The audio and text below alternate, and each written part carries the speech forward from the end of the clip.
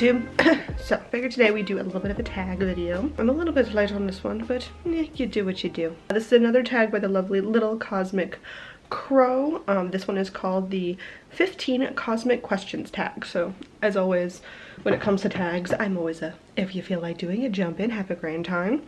Anyway, let's go through all of these. I will leave all of the questions down below. Number 1, does your birth name suit you? If not, do you want to / have you changed it?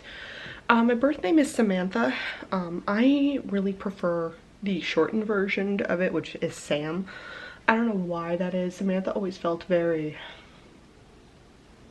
I don't know, prim and proper, which, I don't know, sometimes I feel that way, but most of the time I just don't. So I prefer Sam of all iterations of my name. That always feels like it just, that vibes very well with me. I remember I used to like cross out in Sharpie if people like put my name on anything. I'd always like, yeah, from the antha, I would just get rid of it all the time. It drove my mother crazy. What kind of weather do you connect most with? I would say, I don't know, it's changed quite a bit since I moved to Portland. It used to be the always cloudy, rainy weather, period. I think the weather I love the most is probably like that, I call the transitionary period, I guess, between storms.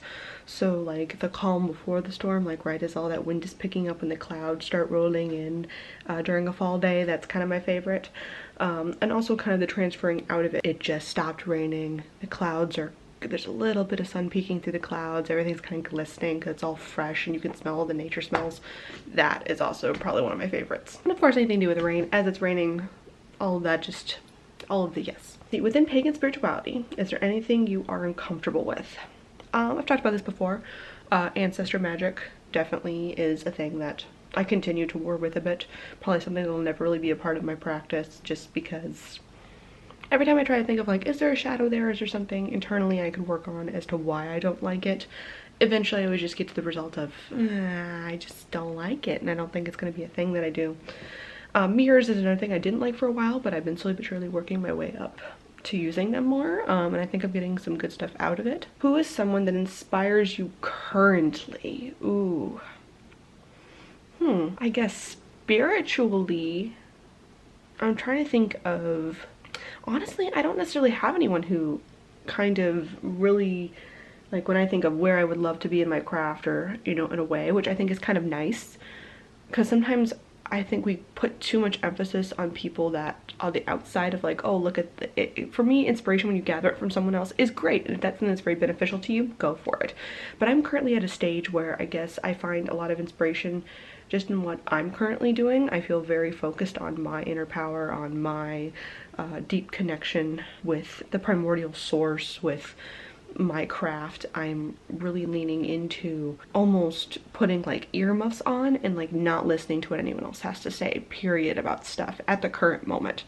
But in the past, as always, like there's like Chris Ashburn or Kellyanne Maddox on YouTube, or people that just light me up, Random Witch. There's a lot of different people I think that kind of like used to just trigger some things in me, and I would like, oh, I would love to dive more into craft after like watching their videos, like just Jesse Huntenberg.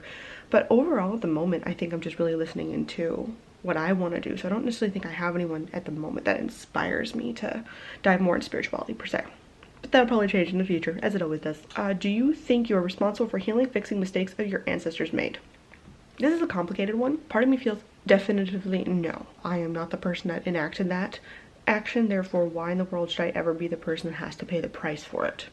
But I think it gets a little iffy-ish when I think of, there are a lot of ancestors that have done a lot of horrible things in my history, and if to say that I have 100% not benefited from maybe some of the bullshit that they pulled is just like untrue, right? Like if my great-great ancestor that owned slaves used a slave to better themselves financially and then pass that wealth down throughout the generations, then I in the end am a beneficiary of that wealth built off the back of that slave.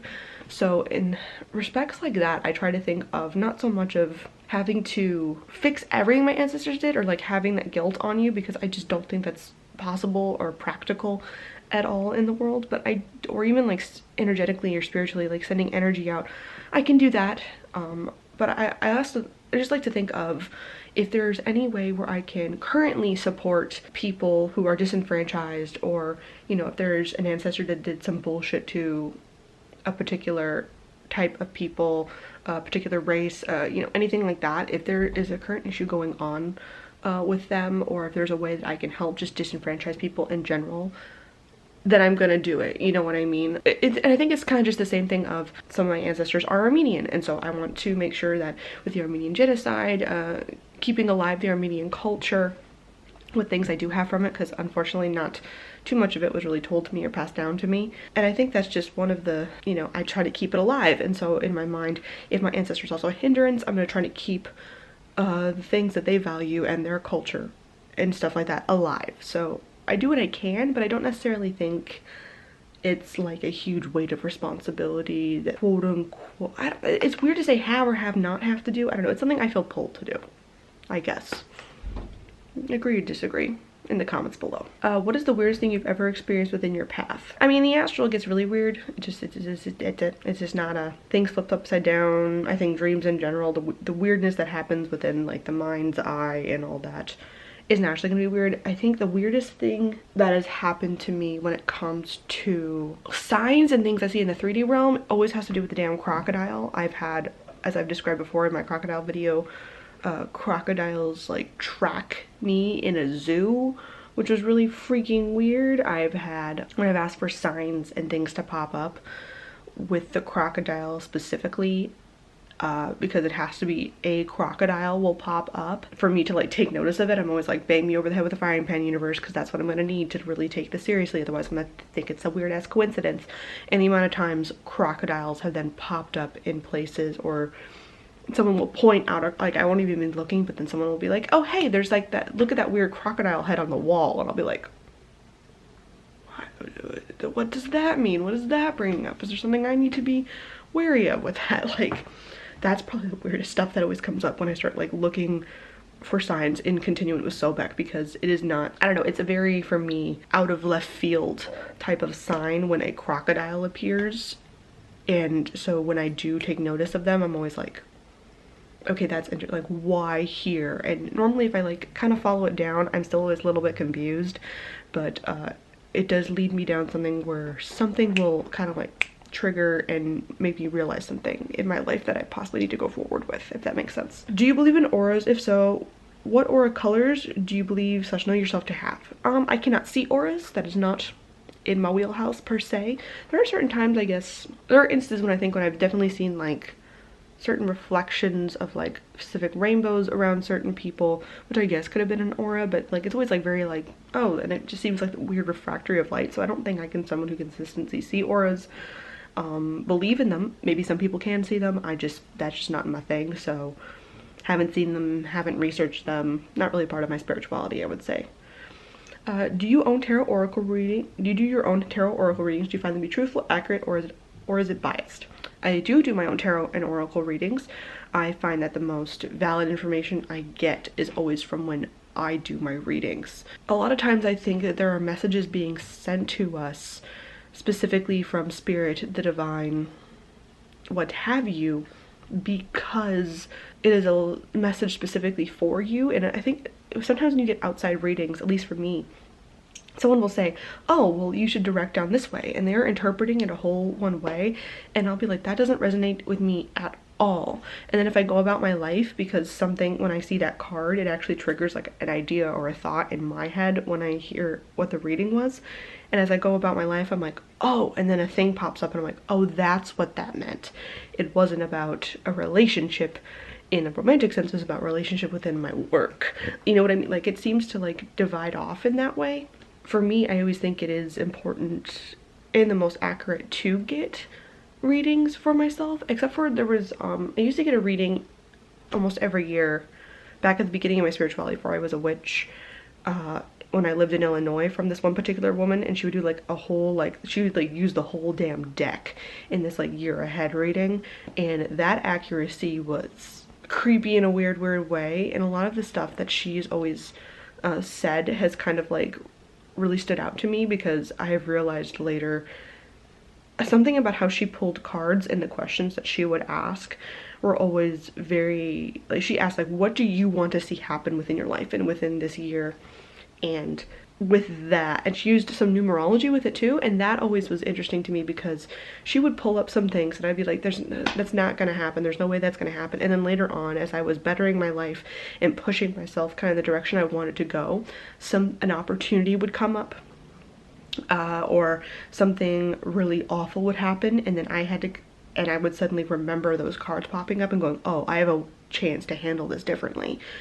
And if I chose that route, then other things down the line that she had prescribed would happen, started to happen. And so that, I don't know, it seemed very extremely accurate for me in the idea of bettering myself will lead you down a certain energetic path, if that makes sense. But mostly I just read my own because I think sometimes us picking up on the energies and what the universe is trying to tell us, it's specifically yelling at us within a certain way for a reason, because if it told you in a way that that person was going to understand, then maybe you wouldn't understand it, if that makes sense. Like, I think so much of how we read signs and stuff is all about how we look at the universe, and it's so individual because of our own experiences, how we were raised, our genetic makeup. So many things have all these factors. And so thinking if there are higher beings, higher consciousness trying to tell us things, trying to like help us along, it would make sense that they are taking all those different factors into consideration when sending us things. And those different factors may not register for other people reading for us, if I'm making sense with that. Number 10, what is the one thing you are proud of yourself for? I think the one thing I'm most proud of myself is that when push really comes to shove, I know I can handle my shit, if that makes sense.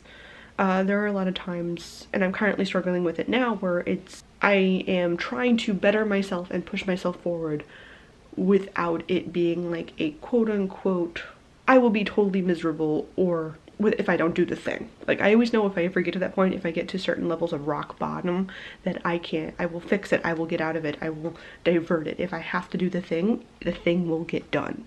And it will get done well and efficiently and just boom, like I can handle it.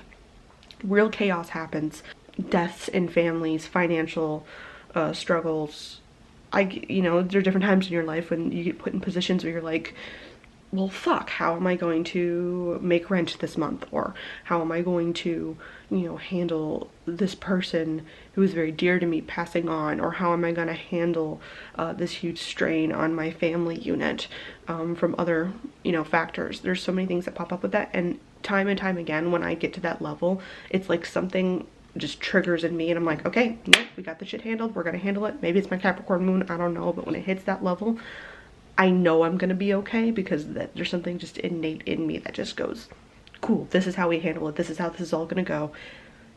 And that's great. So I'm always really proud of myself for that. And I think the thing I'm now working on is kind of tapping into that, okay, we're gonna make this all work and handle it without hitting the rock bottom first. Like, I don't want the rock bottom to necessarily be the trigger for that. Sometimes there's a state of, we're gonna organize and make this work, and even set aside the time for me to mourn and handle a situation. Like, I'm so good at doing that in that rock bottom state, but I'm not so good at, like, kind of I guess compartmentalizing my life in certain situations to be like, okay, this is the time when we're going to mourn or think through or go through a situation we kind of wanted to happen but didn't. And then here's where we're going to do all the practical side of things, and here's where we're going to do the spiritual side of things, and here's where we're going to ask for advice, and then we're going to cut it off at this point. There's such a great structure that I operate within when I hit those rock bottom points, and I'm so proud of myself for that. But I would love to have that adapted to some more other aspects of my life, I guess. Between light and dark, which is most prevalent in your practice? Are they both? I'd say they're both pretty prevalent in my practice. I naturally lean to the dark. Darker things always take more interest. I have a whole bunch, I guess most of the deities that I am working with, people I probably would consider them dark in a sense. They all deal with change, instinct, some of the things that death, chaos, but they all have a lighter side to them as well. So I think that's just kind of how my practice is in general. Like, I like tapping into the darkness because it just jives with me more. But that's not saying that I feel uncomfortable in the light. I like playing with the light, just it's not as worky for me, I guess. Do you believe in aliens? If so, should we be fearful of their existence or try to communicate with them? I do believe in aliens just because I think that it is extremely self-absorbed to think that we are the only possible iteration of consciousness within a universe as vast as ours.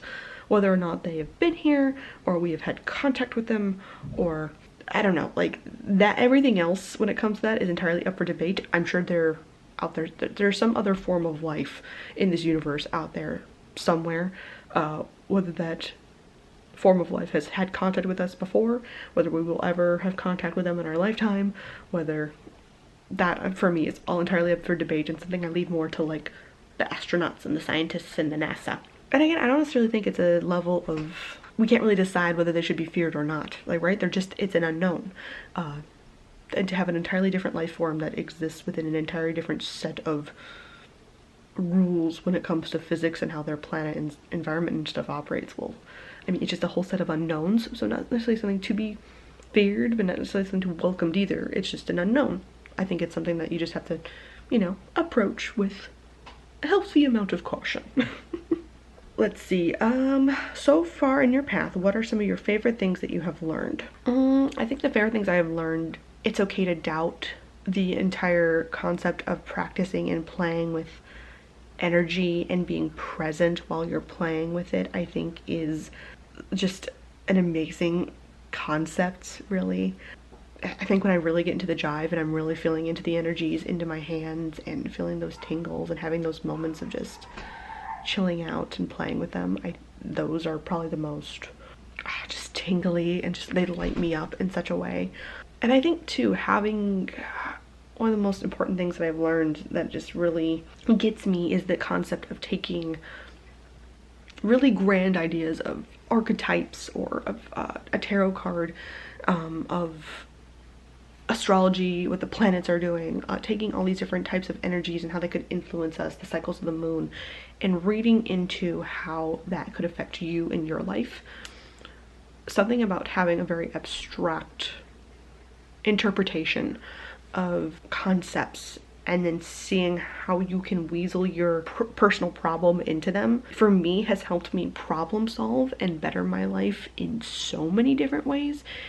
And I think a lot of it just is feeling the energies, knowing that I can change things energetically, manifest different stuff, whether through my earth work, which is like very practical, just, yeah, you write the application, you send it in, you get the job, to like lighting also a candle for that as well, like combining the two and really knowing I can better my life in a practical and magical sense through these things is probably my favorite thing that I have learned.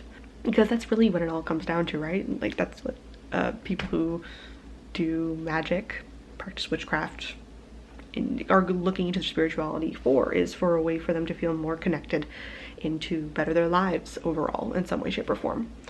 And so I know that's kind of like what I look in with every different tool I pull up, is just like, okay, well, how else can this better me? How else can this serve me? How else can this lead me to become a better person that will give me a life that is even more fulfilling? What are your thoughts on using tools for spirit communication? Tarot, oracle, other divination, Ouija board, spirit box, EVP recorders, etc. Do you have a favorite or a preference? I don't talk to the spirits. No, thank you. I don't want to talk to you. I don't know. No. I do use tarot when I try to communicate with my deities from time to time, or I'll use runes. There's a specific entity that I work with that's not what I would consider one of my 3 deities that I use with tarot.